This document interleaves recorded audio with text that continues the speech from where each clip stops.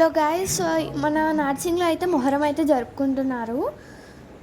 చాలామంది సిటీస్లలో ఉండేవాళ్ళు మొహరం అనేసరికి విలేజ్కి అయితే వస్తారు మొహరం చూడడానికి, పిల్లని చూడడానికి.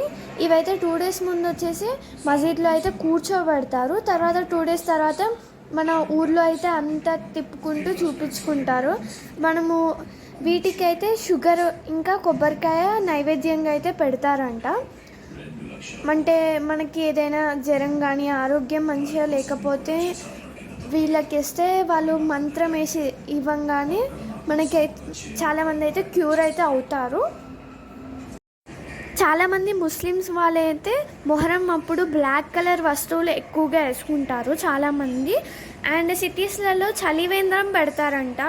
ఎందుకంటే అప్పట్లో కింగ్స్ ఉంటారు కదా, వీళ్ళ కింగ్స్ అప్పుడు యుద్ధాలలో వెళ్ళేటప్పుడు వాటర్ అవైలబుల్గా ఉండేది లేకుండే.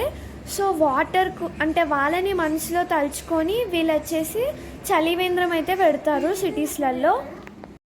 రంజాన్ అప్పుడు ఫాస్టింగ్ ఉంటారు కదా, ఆ ఫాస్టింగ్ తర్వాత ఈ ఫాస్టింగ్ చేస్తే ముస్లిమ్స్